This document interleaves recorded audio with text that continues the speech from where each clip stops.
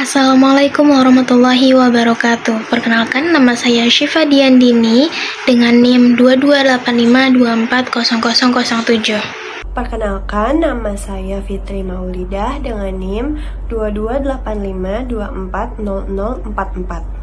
Perkenalkan, nama saya Amanda Sutun Hasanah dengan NIM 2285240075. Halo, perkenalkan nama saya Revana Sucinur Sapitri dengan NIM 2285240081.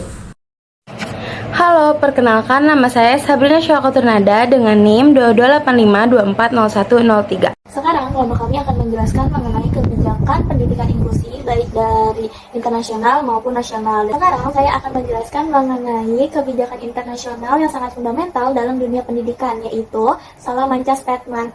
Kebijakan ini diadopsi pada konferensi dunia yang membahas tentang pendidikan kebutuhan khusus yang diselenggarakan oleh UNESCO dan pemerintah Spanyol di Salamanca pada tahun 1994. Dan sekarang saya akan membedah 5 isi pokok utama yang diusung oleh Salamanca Statement untuk mewujudkan Schools for All atau sekolah untuk semua. Poin utama dan yang paling mendasar adalah pendidikan sebagai hak asasi manusia. Salamanca Statement menegaskan kembali bahwa setiap individu memiliki hak fundamental untuk mendapatkan pendidikan. Pendidikan bukanlah hak istimewa bagi kelompok tertentu, melainkan hak setiap individu yang harus dijamin oleh setiap negara tanpa memandang perbedaan mereka. Kedua adalah pengakuan terhadap keberagaman individu. Kebijakan ini mengakui bahwa setiap anak memiliki karakteristik, minat, kemampuan, dan kebutuhan belajar yang unik. Oleh karena itu, sistem pendidikan tidak boleh bersifat homogen, melainkan dirancang untuk mengakomodasi keberagaman yang luas dari karakteristik dan kebutuhan tiap anak. Selanjutnya, yang ketiga adalah pedagogi berpusat pada anak atau child center pedagogi. Nah, Salamanca Statement mendorong sekolah reguler untuk menerapkan proses pembelajaran yang berpusat pada anak, yang artinya bahwa proses pembelajaran itu harus mampu menyesuaikan dengan kebutuhan anak, bukan anak yang dipaksa untuk menyesuaikan diri mereka dengan bagaimana cara guru mengajar. Nah, poin selanjutnya adalah sekolah untuk semua atau Schools for All. Nah, prinsip utamanya adalah semua anak harus belajar bersama, terlepas dari kesulitan atau perbedaan apapun yang mereka miliki.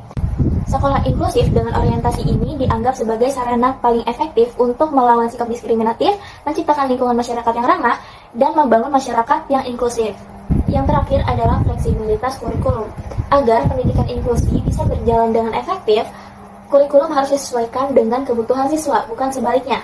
Sekolah harus mampu merespon beragam kebutuhan siswa dengan menyediakan kurikulum yang tepat, pengaturan organisasi yang fleksibel, serta strategi pembelajaran dan penggunaan sumber daya yang sesuai. Selanjutnya itu adalah tujuan dari adanya kebijakan pendidikan inklusi secara internasional. Nah, yang pertama itu ada transformasi sosial dan efisiensi. Nah, kebijakan pendidikan inklusi berperan strategis sebagai katalisator transformasi sosial yang bertujuan menciptakan tatanan masyarakat yang lebih terbuka, empatik, dan bebas dari stigma. Dengan menyatukan keberagaman peserta didik dalam satu lingkungan belajar, terus sekolah bertransformasi menjadi laboratorium sosial di mana siswa ini belajar menghargai perbedaan sebagai sebuah keniscayaan, bukan sebagai sebuah hambatan. Yang kedua adalah kesetaraan akses dan capaian. Dari sisi keadilan, pendidikan inklusi ini adalah bertujuan untuk meruntuhkan tembok penghalang yang selama ini membatasi hak akses anak-anak berkebutuhan khusus terhadap pendidikan yang berkualitas. Fokus utamanya bukan hanya memberikan hak yang sama untuk masuk ke sekolah yang setara gitu, tetapi melainkan adanya kesetaraan dalam pengalaman belajar melalui penyesuaian yang akomodatif. Sekarang saya akan menjelaskan mengapa Salamanca Statement sangat relevan dengan praktik pendidikan di Indonesia, yaitu sebagai landasan hukum dan kebijakan nasional. Konsep sekolah untuk semua dari Salamanca telah diadopsi sepenuhnya oleh Indonesia. Kebijakan ini menjadi rujukan utama lahirnya Permendiknas nomor 70 tahun 2009. Kebijakan ini mengubah sistem pendidikan kita di mana kabupaten ataupun kota kini wajib menyelenggarakan pendidikan inklusif. Artinya, sekolah reguler di Indonesia kini memiliki payung hukum yang kuat untuk menerima anak berkebutuhan khusus, bukan lagi untuk memisahkannya. Oke, yang selanjutnya adalah hambatan terhadap relevansi kebijakan pendidikan inklusif secara internasional. Yang pertama adalah hambatan kompetensi guru dan tenaga pendidik. Itu bukan hanya sekedar masalah kurangnya pengetahuan teoritis, melainkan menyangkut kesiapan mental dan metodologis dalam menghadapi keberagaman di ruang kelas. Nah, selama puluhan tahun sistem pendidikan itu tuh cenderung melatih guru untuk mengajar kelompok siswa yang dianggap homogen atau memiliki kemampuan rata-rata. Akibatnya, ketika dihadapkan pada siswa yang berkebutuhan khusus, muncul keraguan atau self-efficacy yang rendah. Lalu yang kedua adalah hambatan pada sarana dan prasarana. Nah, keterbatasan sarana dan prasarana dalam pendidikan inklusi ini seringkali menjadi tembok fisik yang menghalangi keterlibatan penuh siswa di sekolah.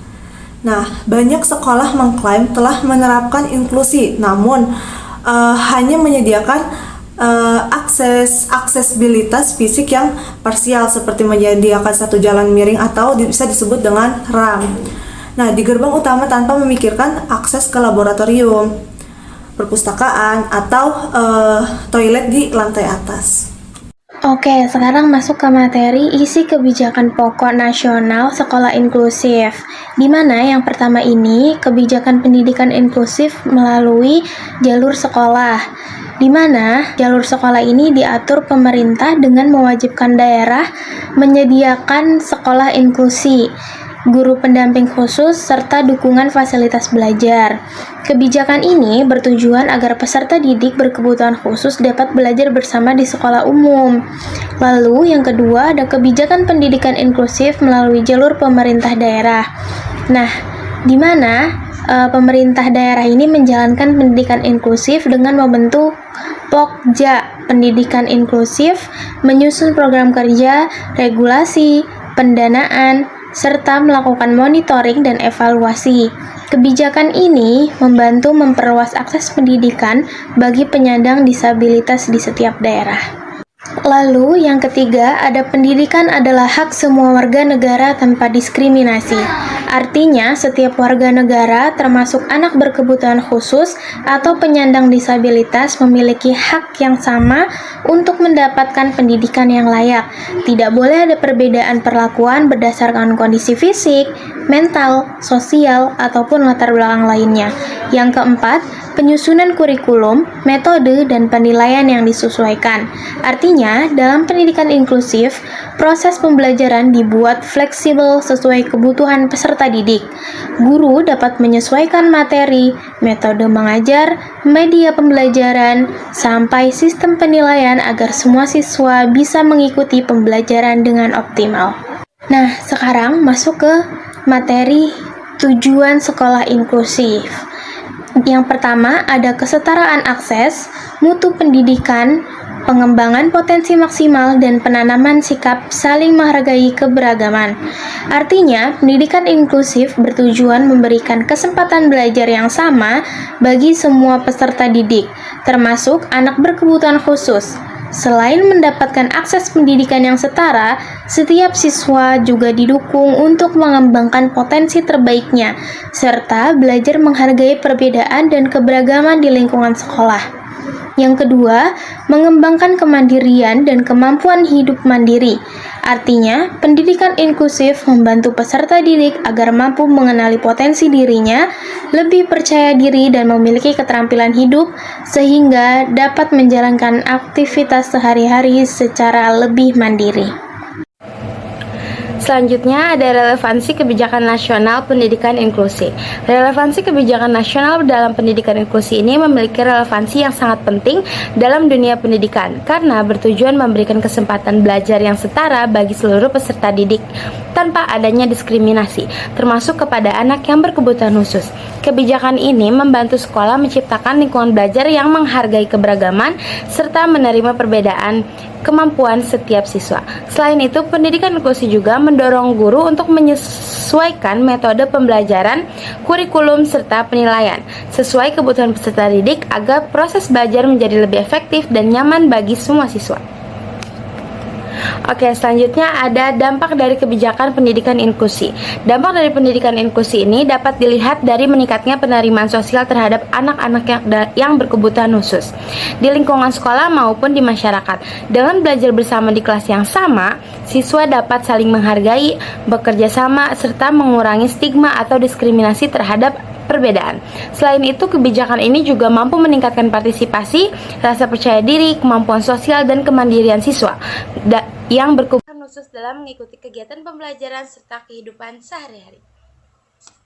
Kami mengambil contoh kasus dari salah satu artikel yang diterbitkan oleh Indosiana by Tempo. Artikel ini ditulis oleh Arya Indrawati.